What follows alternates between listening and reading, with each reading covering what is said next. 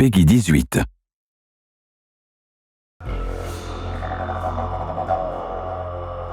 The biggest reveal in the trailer, the new playable character. Fans know who she is, but tell everyone who the new playable character is. Yeah, so in the first game, you play Corvo Attano, who is the royal protector wrongly accused of killing the Empress, out to clear his name and take down this the Loyalist conspiracy.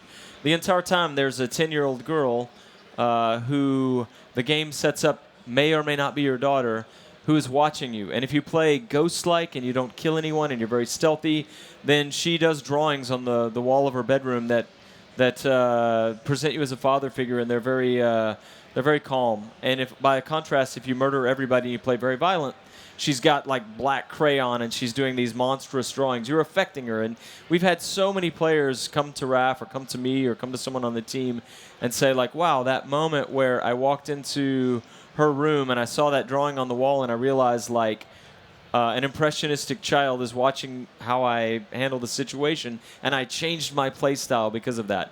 So anyway, long story short, there's something kind of magical about Emily for us in the game. And as soon as we finished Dishonored 1, we began talking about how what we really felt energy about was continuing Emily's story. What kind of person would she grow up to be? What kind of empress would she be?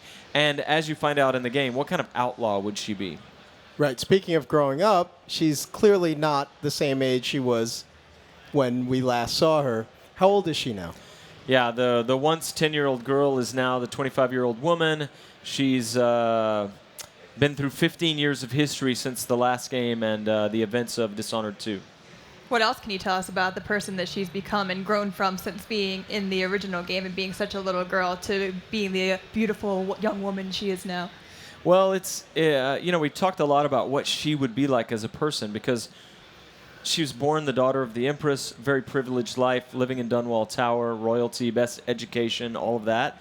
But she was very imaginative. In the first game, she's always talking about, someday I'm going to be on a sailing ship, tracking whales and fighting pirates. And, she's an imaginative kid.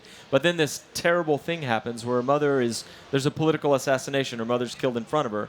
She's taken away by these people, rescued by Corvo. And so she's a person of privilege, but then who dealt with a big tragedy. And she's sort of marred by that.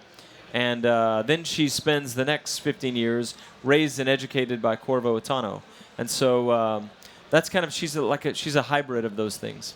So cool. You could play as her for the entire game. Is that correct? Yeah, the way we set the new game up is that you start the game 15 years after the Rat Plague has ended, and you play for about the first 20 or 30 minutes as Emily.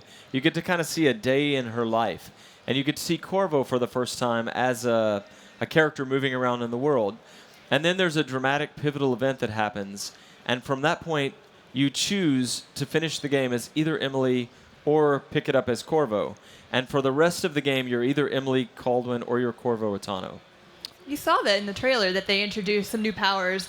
Do you want to lead us into those? Can we take a look at those again? Yeah, so what you saw there is Far Reach. Emily doesn't have Blink. Blink was a signature power in the first game. There was a moment where all the powers were optional. You bought them with ruins and you upgrade the ones you want. There was a moment near the end of the project when Rafael Colantonio, co-creative director, said, what if we just gave everybody Blink? And it transformed the game. It was a signature mechanic. But so for Emily, it was kind of a bold call for us to say she doesn't have Blink. She's going to have Far Reach, which allows you to upgrade in many different ways. You can use it to pull yourself across. You can stick to walls. You can yank people toward you and assassinate them in midair. You can do different things with it. It's as cool as Blink, but mechanically different. And at the end of that video, we saw another power she has called Shadow Walk that we'll be talking more about in the future.